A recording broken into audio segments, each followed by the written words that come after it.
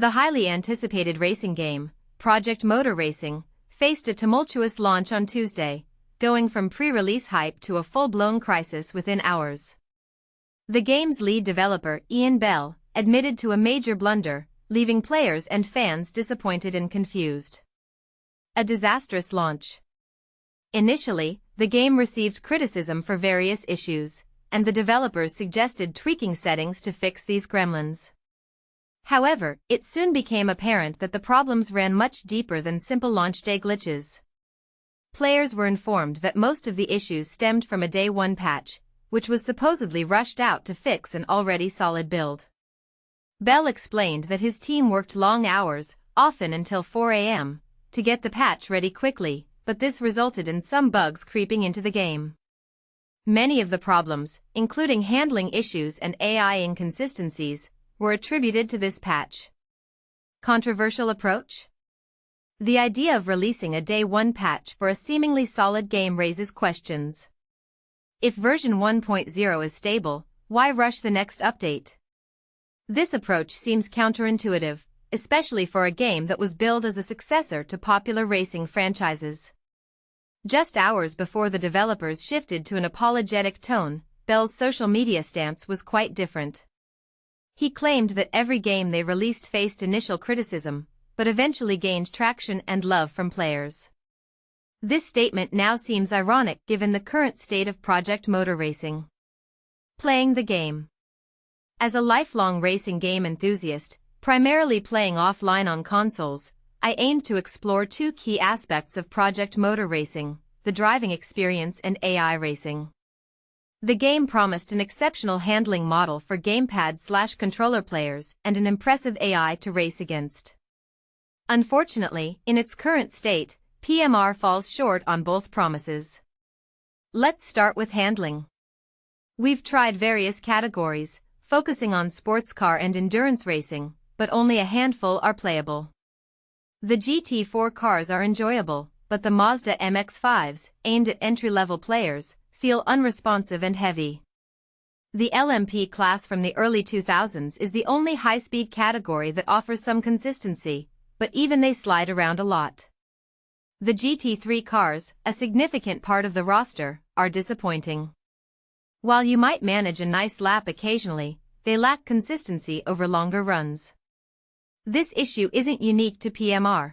The console version of Assetto Corsa Competizione also fell short in this regard.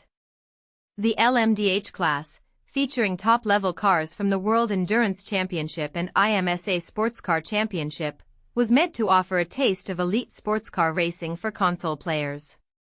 Unfortunately, these cars are currently the most broken in the game.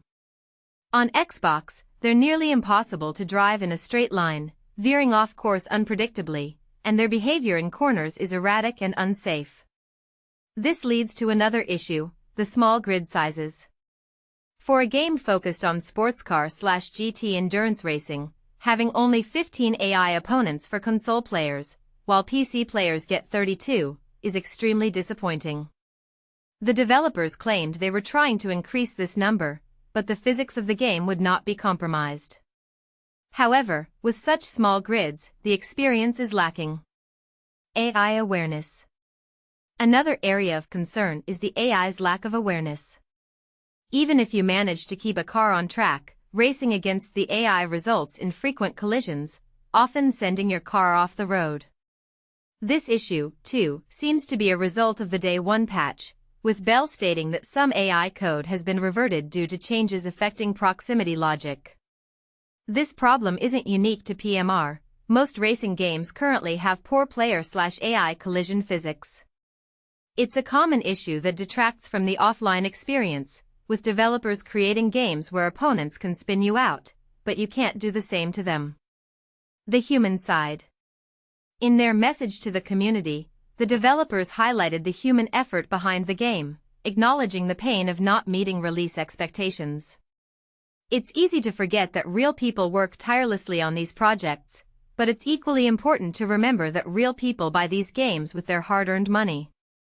The standard Xbox version costs around £60, with the Year 1 Season Pass bundle pushing the price to £87.99. For this price, Players expect a polished and enjoyable experience, especially with a limited pool of car categories and less than 20 tracks. The game needed to be exceptional to justify its cost. The developers have promised updates, but significant changes will take time and require engine-level adjustments. They've stressed that small fixes are possible, but more structural changes will arrive steadily as they're completed. If the base version of Project Motor Racing was indeed solid before the Day 1 patch, one wonders why more time wasn't spent refining it before release. The game's current state leaves players questioning the development process and the decisions made. What are your thoughts on Project Motor Racing's launch? Do you think the issues can be resolved, or has the game's reputation already taken a hit? Feel free to share your opinions and experiences in the comments.